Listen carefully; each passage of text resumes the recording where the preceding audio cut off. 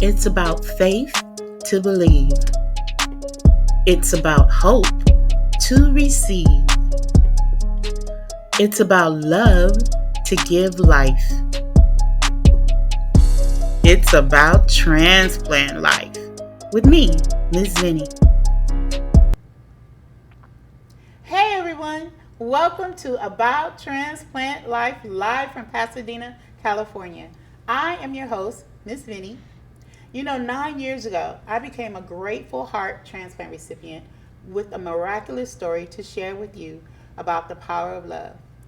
When someone is in need of a life-saving heart transplant, love rushes in to rescue them.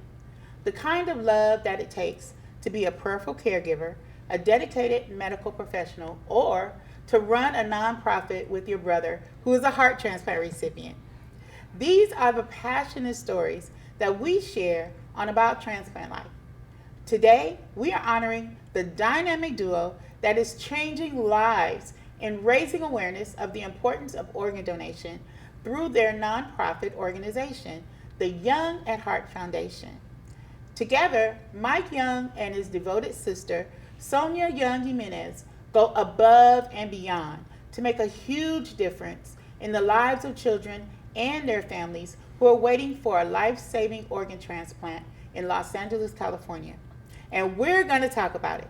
Please give a warm welcome to Mike Young and SONYA YOUNG-JIMENEZ. Thank you, Miss Vinnie. Thank you so much for being here today. Thank you for having us. I've been following you guys on Instagram and on Facebook, and not only that, but we're good friends, right? That's right. And you guys really do go above and beyond to help others. But it all started when your brother was in need of a life-saving heart transplant, right? At Yes. the age of 14. My goodness, how emotional was that? Yeah, it was tough. As like he said, you see the next episode, my brother didn't really have any signs. He wasn't sick as a kid. We lived a normal life, playing sports in the parks and hanging out. And we were really close. We're 11 months apart, so people call us Irish twins. For a week in April, we're the same age for a week, so we're really close. And before he went to the hospital, we actually shared a room together. We had bunk beds, and we'd hang out all night. So when he was diagnosed, we didn't know what was wrong for a while. He was going to hospital and trying to figure out what was wrong. And when they told us he needed a heart transplant, it was like shocking. Like can't even fathom that being something that he needs. And it never came up when he was younger. And now reading about cardiomyopathy, it's actually kind of common. But I never remember anybody saying that he might need that. And maybe I wasn't there. I really told my mom. But for me, it was just shocking.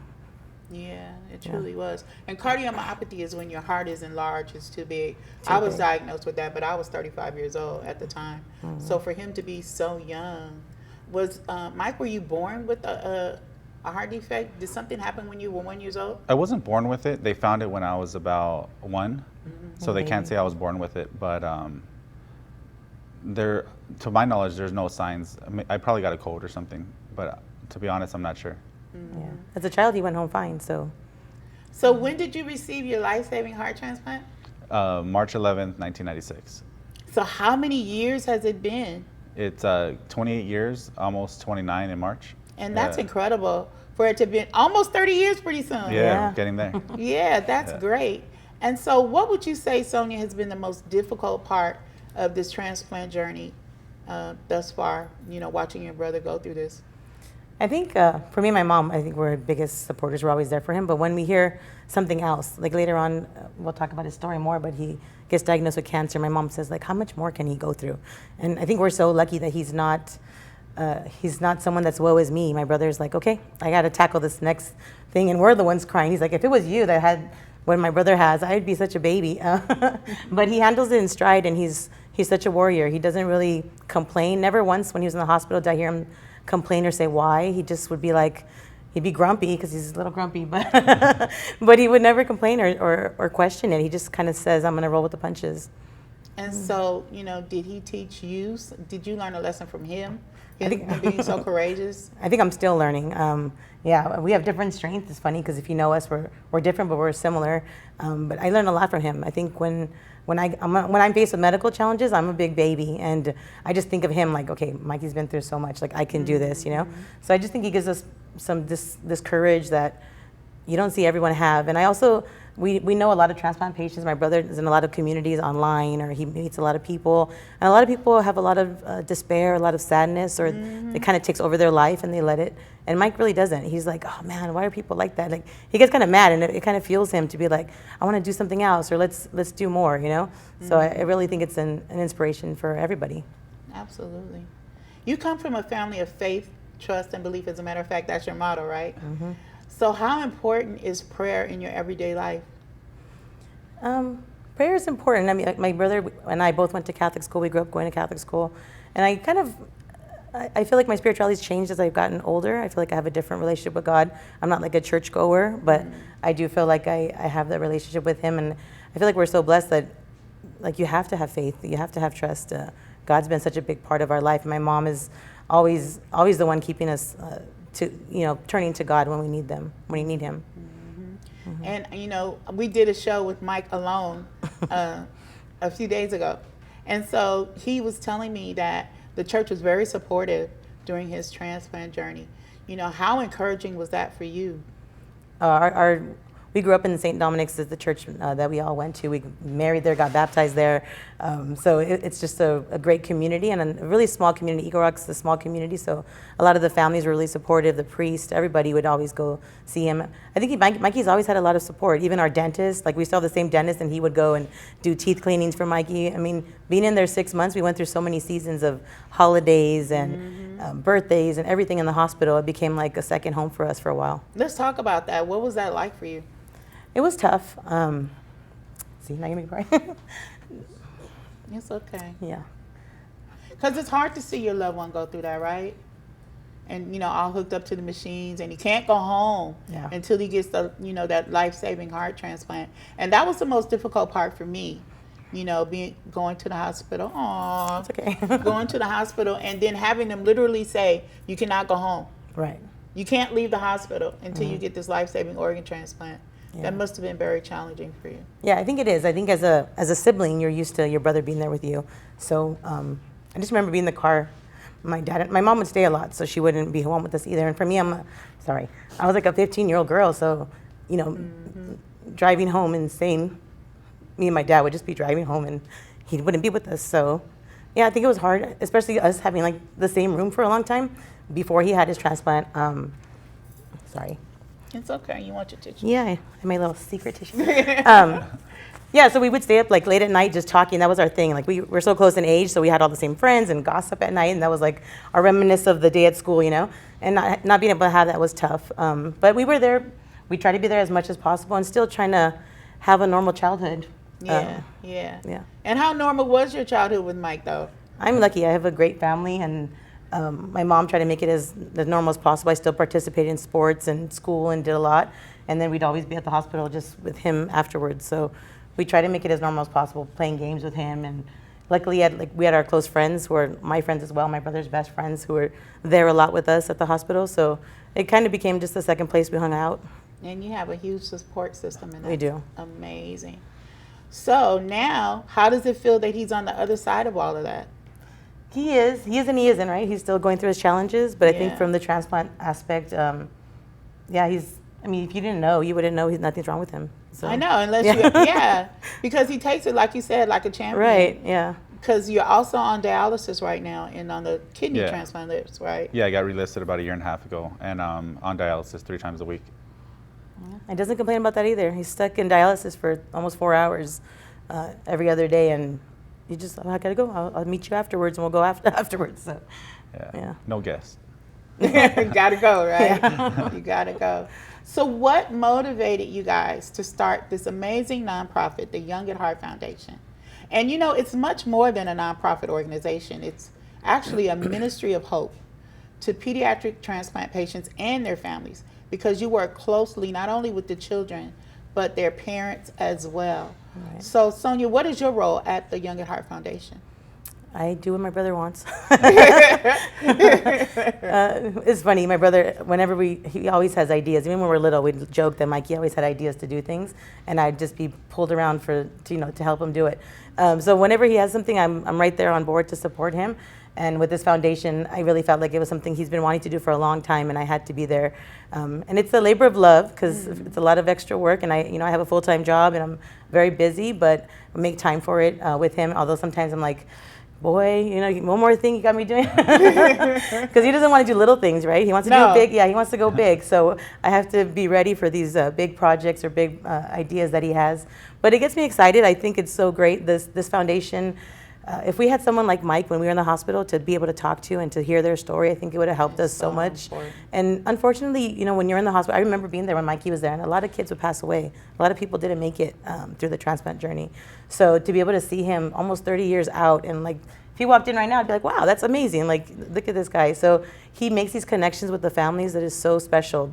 A lot of them are texting him. The parents are calling him, asking them about, oh, my kids are going to get their tubes out tomorrow. What's that like? And my brother knows those tubes are horrible. No joke. Yeah, horrible. It hurts going in and it hurts coming out. Yes, and I can't even imagine. But Mikey said it feels like they're taking out your insides. Yeah, absolutely. So he'll tell the parents it's going to be tough. Like, this is what you should look for. And he has so much insight into what's going on because he's still very active and he's at the hospital all the time.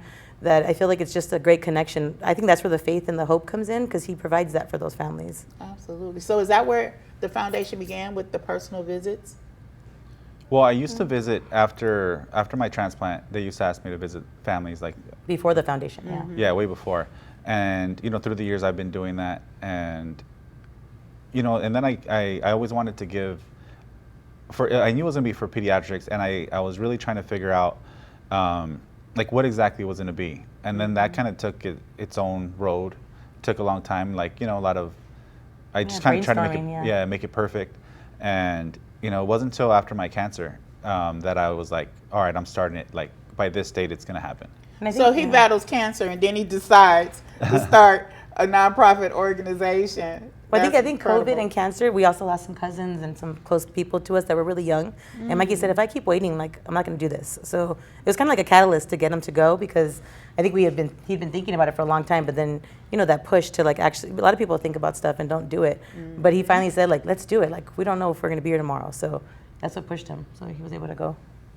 Is that objective about life for you because of what you went through, you think?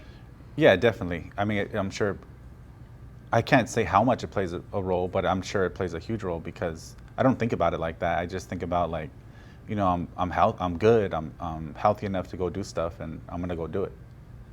Yeah. Yeah, and I have so many more things I want to do. So Yeah. we got a lot to come. And how courageous are you? Because I know I've talked to a lot of dialysis patients, and the process makes you extremely tired. How does it make you feel, Sonya, when you see him working so hard and you know what he goes through every single day as a dialysis patient? Yeah, when he first started dialysis, I could see it more on him, like more because your body's getting used to that. So he would just be exhausted. Now I think it doesn't seem like it affects him as much, because he'll be like, let's go out later or let's hang out. And I feel like he has this energy. I think every time is different, because you never know how it's going to affect you. But I mean, he goes through a lot, and he still wants to do different things, or he's like, let's have a meeting. We have to have a Young at Heart Foundation meeting. And I'm like, boy. But, I push through, and then we meet up and do stuff. So That's great. So, when I first met you guys, you had developed these amazing Hope Kits. Mm-hmm. Let's talk about the Hope Kits. What inspired you to do that, and what's inside of a Hope Kit? So I remember what it was like getting gifts, cards, anything when you're in the hospital. It's just a little distraction. And one in particular was when my school, one of the third grade, they had the teacher had all the kids write to me, and it was just such a cool experience to like read all these letters from these kids. And then one of the kids' sister was actually in my grade, so she wrote me a letter, and like those little things, like, you really remember. So I kind of wanted to try to do that for the kids that are waiting now. And the Hope Kits have evolved over time since like the start. A lot more gift cards, because the families need, there's a need there. But also we really want to make sure that we're able to give something that they're going to remember. Like, one of the things I put in most Hope Kits are, it's like a Polaroid camera, because I think it's important to like document these memories, and not like only on your phone. Yeah. So, I gave actually 2 out last week, and they're really happy about it, and we took pictures with the camera right away, and Yeah, so those are That's little such a things. great idea. And so you literally give gift cards to the families, such as what, to provide for what, like meals and things like that? Yeah, well, gas cards. Right next to the hospital, there's a Bonds, so we do a lot of like market grocery cards. But gas Yeah, cards fast food. and food cards, Starbucks, every little meal that you don't have to think about that could be provided or a less expense is very helpful. And then sometimes we get families that they're like they can't afford to go see their kids because gas is expensive, and some families live in Palmdale, some families live in like Orange County. Some of the parents will ask, Mike, can you help me with this? And if we They have it, we'll try it. ask? Yeah. And I think it's like you said, it's evolving because we're noticing the need is different. Like in our head, it was like more for the kids. Some of the kids get a lot of toys now. A lot of these organizations donate a lot of toys. Like you said, sometimes he'll go and they'll have toys everywhere. So maybe at first it was like, oh, something to distract them. But now we're noticing more the parents need the help. They need, a lot of them don't live close by, and you have to be close to the hospital all the time, so they're traveling a lot. And if you're in the hospital, you want to get out of that hospital food, you want to try something Yeah, different. yeah. So we try to just find what's in the area around the hospital that they can go and use the cards at. That is so thoughtful. And so what happens when the children receive these gifts and the families receive these gift cards? How appreciative are they? Oh, they're so appreciative. It's you can see it in their face, like all around. With the parents, with the kids, and and every family's different. We've been. I'm just lucky that I'm able to do it. Sometimes the funds are a little low with the charities account, so. A lot of it's out of Mikey's pocket. Yeah. That's It's what I was it's a gonna labor of ask. love, yeah. Yeah. He puts in a lot of money of his own money, and most of our events have been off of Mike. That's why we're really trying to get the word out there so we can get hopefully a good sponsor one day, or someone who's really going to understand our mission and want to help us out. That day is coming. It is. Because you guys plan the most amazing events, We right? do. And I first heard about the Young at Heart Foundation at your inaugural launch, right? Yeah. And tell us about that event. That was incredible. Y'all had tacos and all kinds of great things. I mean, they really make it fun, for your guests. So let's talk about that. Yeah, so, I had an idea about where I wanted to have it, and I like staying in my community. I grew up in Northeast LA, and, so we try to stay around the area. I used, so the one event that you went to, the first one that you went to was at Plaza de la Raza in Lincoln Heights, and I used to actually coach at Lincoln High School. Oh, wow. So it was just down the street, and we really wanted to make it like the look of it a certain way, and I kind of tell SONYA what I want, then she makes it better. Yeah, and but yeah, so we really we weren't ready exactly for We said, the "Let's for the just do launch, it," but yeah. we were ready to tell people that we're starting this charity. Yeah. Yeah, And so One Legacy was there, and I was a One Legacy ambassador, and so I was able to share my heart transplant story Which was amazing. with yeah. your guests. And we've been rocking and rolling ever Yeah. since, right? yes, You we can't have. get rid of us after that. And so you've had so many events, like you always doing something to raise awareness Yes. and to raise funds for the foundation. So there was a flapjack fundraiser. What was that about? Yeah, just a breakfast. Luckily, Applebee's does they let you do a fundraiser there. So we were able to fill up the whole restaurant just with our family and friends, and they give you a good amount of the proceeds back to the foundation. So that's a really great fundraiser for us. Yeah. And the Las Vegas turnaround, you guys done a couple of those. We do not to Vegas, but we do local turnarounds. Oh, okay. So we've gone to Harris, and we're going to have one coming up on Veterans Day this November. Yeah, Okay, we're let's talk about it. Yeah. we're going to Viejas Casino. Most of the casinos are towards San Diego. Oh, the other way. Yeah, that let us do They're a little closer, the yeah. turnarounds. And we try to fill up the bus with about 50 people. We have fun the And- whole time there and the whole way back. Yeah. We'll be doing games and raffles and what's it called, bingo. So we make it a really fun event. If you come with us, you get to not drive, and then you get to spend some money and have some fun. And then I was so grateful to be a part of the Space Race Run Walk that we just had in the city of La Cañada, Flint Ridge on October the 19th. So let's talk about that because that was very impressive. That was huge. Yeah, that's a great connection. The organization that helped us put that together, Aslan Athletics, amazing. They're an amazing crew, and they they're just so supportive of nonprofits, especially of us. They've been doing great. But yeah, it was a great race. We're hoping to do it annually, so at that same location every year. We have a great design with our little logo. They were able to spruce them up and put them on. I think we brought you something. We brought you our medal. Guys, Well, look how great he is. We have a studio audience here. I forgot to tell y'all. We have a live studio audience here at Pasadena Media. And I got my very own space race medal. You know I'm aware, right? Yeah. You know I'm a rocket, right? Yeah. This is nice. It's heavy. It's a beautiful, Yeah, they did a it's great It's job. beautiful. I love it. Thank you so much. Yeah, so for our first year, we had about 200 participants, and we're just hoping to grow it every year, more and more people, and get awareness out there. It was a lot of people Yeah. out there. And you had a lot of vendors out there. I got a caricature done. Oh, It was so yeah. cute. That was great. Yeah, it was great. And we had the stormtroopers. We've been taking them with us everywhere. Yeah, because you're a big Star Wars fan, right? Yeah. I'm a big Star Wars fan. So the 501st Legion is a charity that they come and support, a lot of other charities. Other And, nonprofits, I've heard about them years ago, and they've been to 2 of our events so far, but, we plan to keep having them out because, Yeah. the kids love it, and everybody loves taking pictures with, Yeah. Star Wars characters. And almost all our events are family friendly. We want to, our charities for children, for pediatrics, so we try to make them for everybody. Yeah. Everyone can come. And everybody really showed up.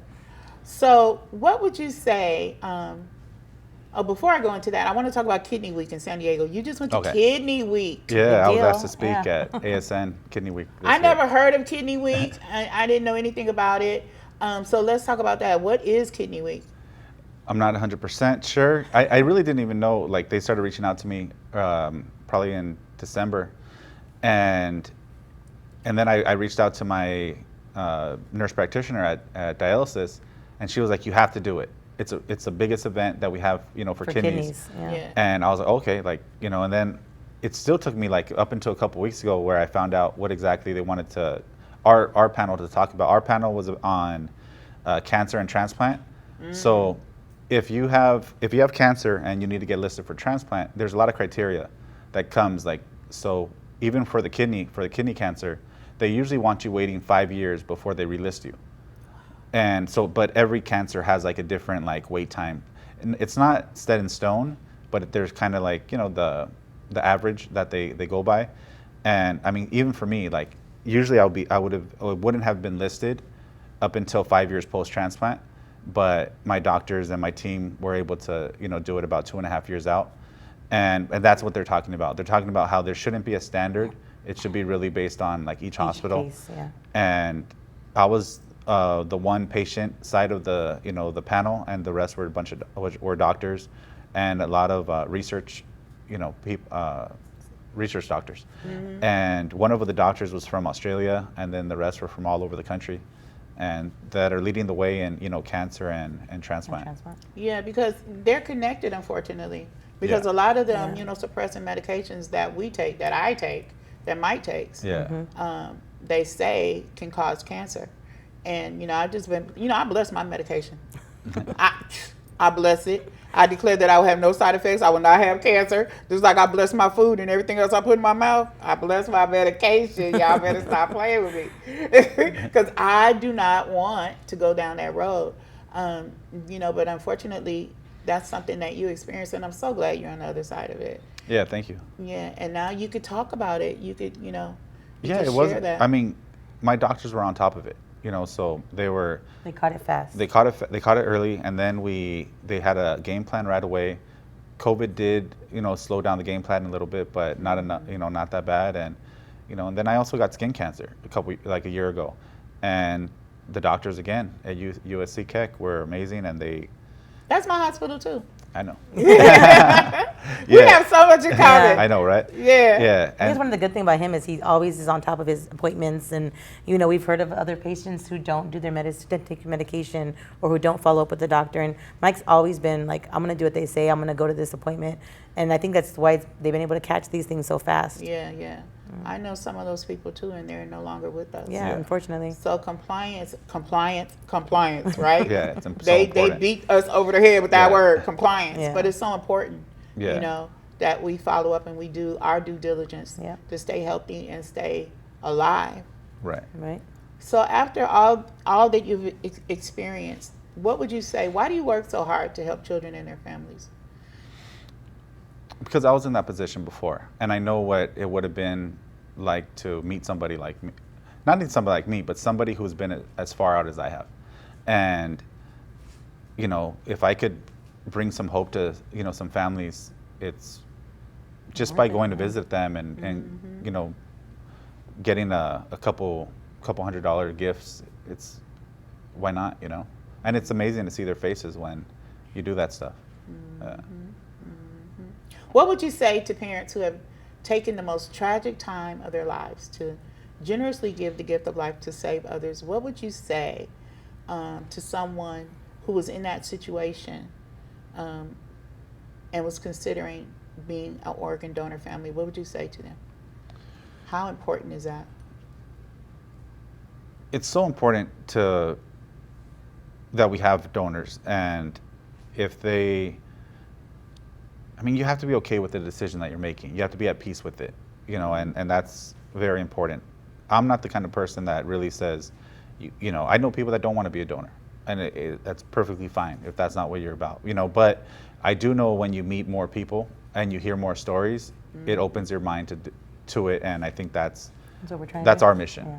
You know, my mission is to share my story and share other stories, so people, you know, have that idea to actually think about it instead of just saying a no right away.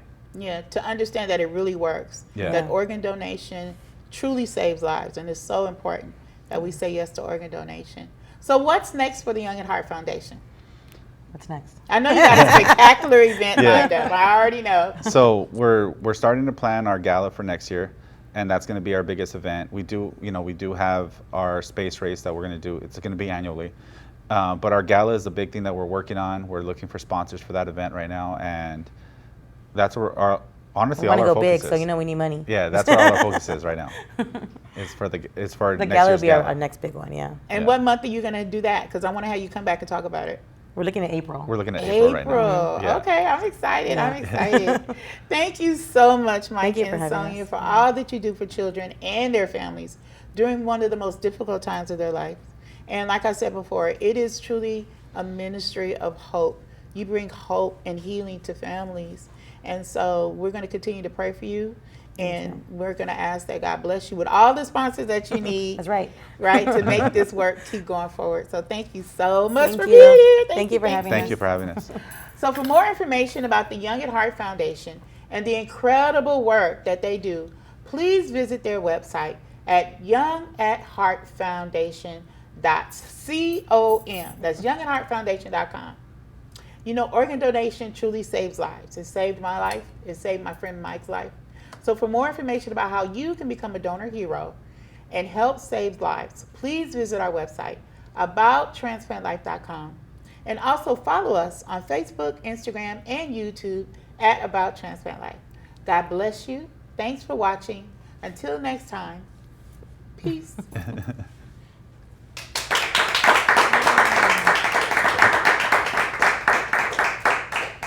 That was so good.